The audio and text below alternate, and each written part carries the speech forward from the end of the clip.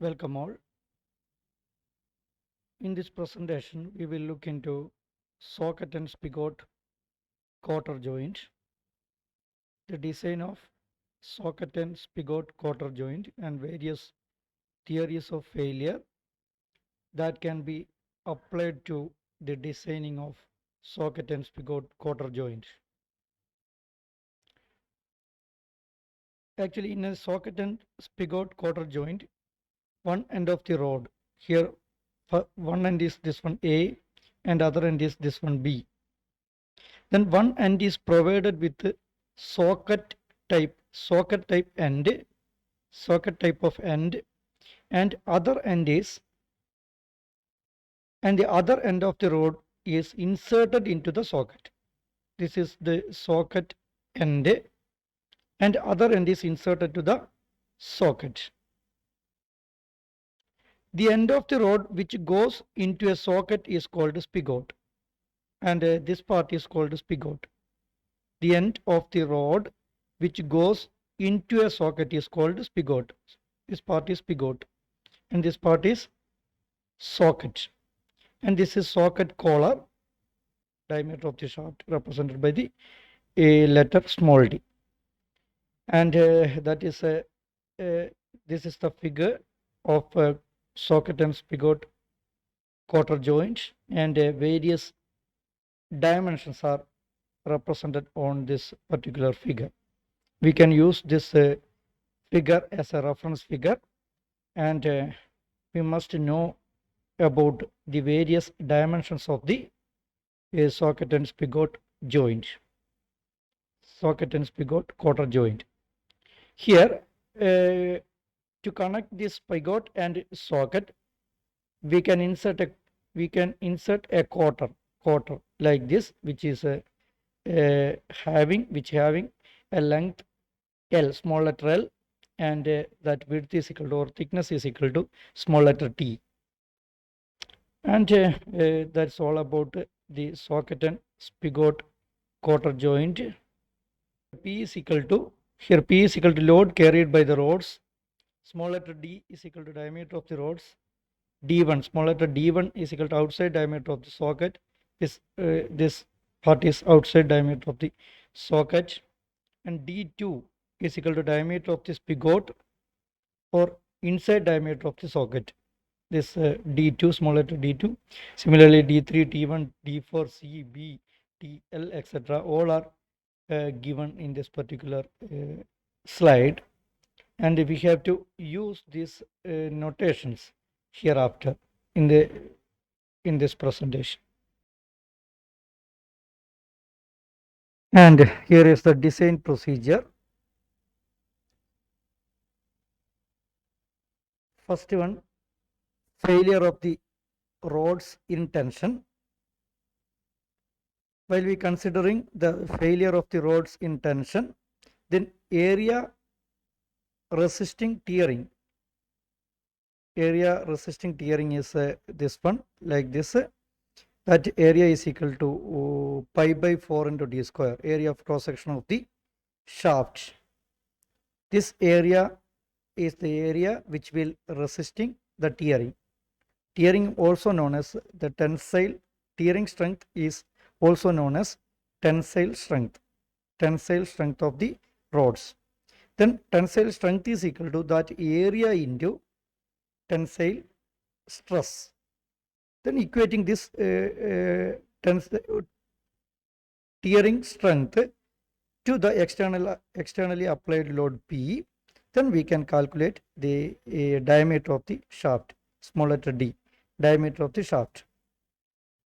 This is the procedure to find out diameter of the shaft. Then in second case, failure of the spigot in tension across the weakest section. Weakest section of the spigot is that section which has a slot in it for the cotter, as shown in figure. In this particular section, in this particular cross section, we know that this area, this much area is removed. This much area is removed, so that the weakest area or weakest section of the spigot is that section which has a slot in it. This portion is the weakest section. Then the area resisting tearing of the spigot across the slot is equal to pi by 4 into d2 square minus d2 into t. Pi by 4 into d2 square means this entire area. That area minus this removed area, that's equal to t into d2. T into d2. We can select or we can consider this area as a rectangle. Then d2 into t. D2 into t is the that area, removed area of the section which is removed. Then the tearing strength of the spigot across the slot is equal to that area into sigma t. That area into sigma t. Then we can equate this tearing strength to the externally applied load. Then we can calculate the diameter d2. Diameter d2. Then from this equation, the diameter of the spigot or inside diameter of the socket, we can calculate, may be determined. In actual practice, the thickness of the cotter is usually taken as d2 by 4. Thickness of the cotter. In actual practice, the thickness of the cotter is usually taken as d2 by 4. Okay. Then failure of the socket in tension across the slot. First, failure of the spigot in tension, and then failure of the socket in tension. Here, that area, the weakest area is equal to this entire area minus this area of this small circle, then minus this particular area, this one and this one.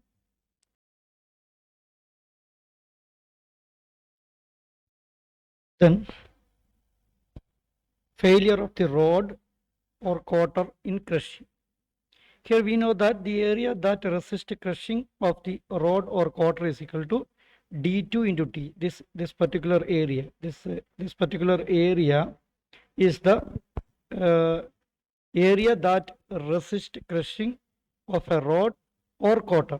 That's equal to this length d2 into t. Then crushing strength is equal to d2 into t, that area into crushing stress. That area into crushing stress is equal to crushing strength. Then equating this crushing strength to the externally applied load, we can find out or we can check the induced crushing stress using this equation. Then the failure of the socket in tension across the slot. Here we know that the resisting area of the socket across the slot, is equal to the area of this annulus minus area of these two small sections. That is the resisting area of the socket across the slot. Then that area is equal to first one, area of the annulus minus that area of the combination of this area and this area, or total area of the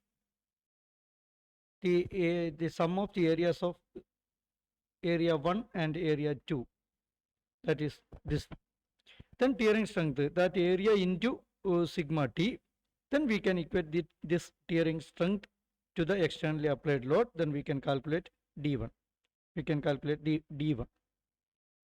Then failure of the cotter in shear. Here again, this while we analyzing this particular figure, the failure of the cotter occurs at this position and this position. That is that means that cotter is in double shear. Then that area, this length is equal to b, and that small thickness is equal to t. Then that cross-sectional area is equal to b into t. Then 2 times b into t is the resisting area. One area here and one area at the bottom of the that section. Then the shearing strength is equal to that area into tau. that we can equate that shearing strength to the externally applied load. Then we can calculate the width of the quarter, width of the quarter. Then failure of the socket collar in crushing. Here again, this crushing occurs at failure of the socket collar in crushing occurs at this shaded area. Then that area is equal to d4 minus d2 into that thickness is equal to t. Then d4 minus d2 into t is the area that resists the crushing of the socket collar, and that area into sigma c will become the external or crushing strength. That will become the crushing strength, and we can equate that crushing strength to the externally applied load. Then we can calculate the outer diameter of the socket d4, the diameter of the socket collar, outer diameter of the socket collar. Then failure of the socket end in shearing. We can see that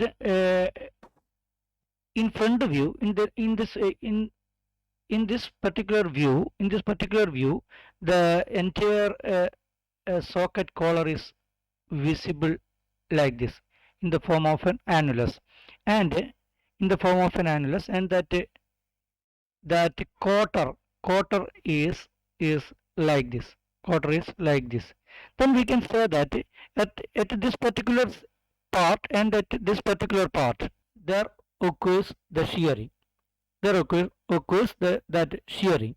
And in the side view, we can see that one side is like this. This portion is represented by this one, and this portion is represented by this one. And that area is equal to that particular area, that total area where the shearing occurs is equal to this diameter d4 minus this inside diameter is equal to d4 minus d2 into that thickness of the this thickness of the quarter, that is equal to c. Then we can see that at this area and this area already we discussed that that shearing occurs, and similarly in the opposite side, here and here also, here and this portion also, at this portion also, there also occurs the shearing. That means this socket end actually feeling a double shear. That means then this particular area, and this area, then the total area that resists the shearing is equal to combination of this area, that means this one plus this one, and this one plus this one. Then that total area is equal to d4 minus d2 into c into 2. d4 minus d2 into c into 2. Then that into shearing, that into shear stress, allowable shear stress will become the shearing strength. Then that shearing strength, we can equate that shearing strength to the external applied load. Then we can find out the thickness of the socket collar, thickness of this socket collar C. Then failure of the rod end in shear. Since the rod end is in again double shear, therefore the area resisting the shear of the rod end is equal to A into D2. This particular area, shearing occurs at this particular area. That area is parallel to the direction of the external load. Then in the opposite side also there is the same type of area is there. Then 2 into A into D2 is the total area that resisting the shear of the rod end. Then again that resisting shear that area into tau is equal to shear strength. Then we can equate that shear strength to the load, externally applied load. Then we can calculate the distance from the end of the slot to the end of the rod. end of the slot to the end of the rod. This uh, A, this distance is equal to A, that may be obtained. Then a failure of the spigot collar in crushing. Considering the failure of the spigot collar in crushing, then that area will become this area. Here crushing occurs, crushing, the failure of the spigot collar in crushing. That area spigot collar means this area. This is the spigot collar. Then crushing occurs at this particular area and this particular area. That means that is a again again that area will become an annulus having outer diameter is equal to d3 and inner diameter is equal to d2. Then that area will become like this, in the shape of an annulus having outer diameter d3 and inner diameter d2. Okay, then that into sigma c is the crushing stress, allowable crushing stress for the spigot collar material.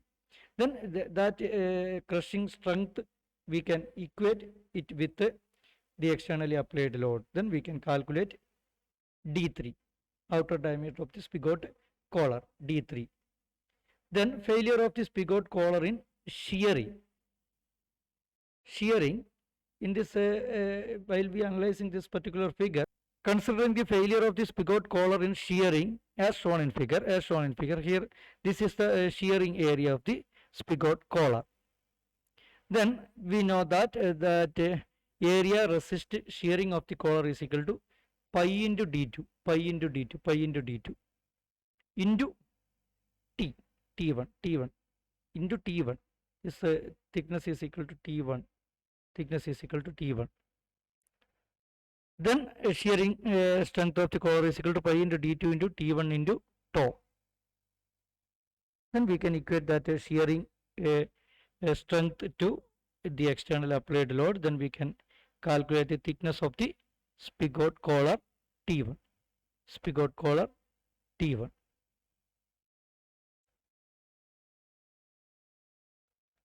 Then last failure of the Cotter in bending. Here that bending moment is varying like this. Then that maximum bending moment is equal to this. We can calculate that bending moment using this maximum bending moment using this equation. Then the section modulus of the Cotter is equal to TB square by 6.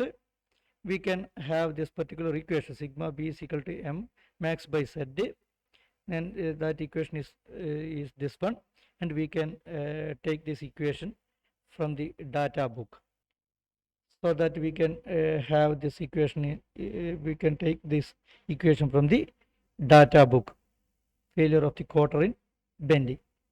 And finally, the length of the Cotter L is taken as 4d. That is an empirical formula. The taper in Cotter should not exceed 1 in 24. And the draw of Cotter is generally taken as 2 to 3 mm. Okay, that is all about the designing of socket and spigot Cotter joint. We can discuss some problem related to this designing procedure in the coming presentations. Thank you all.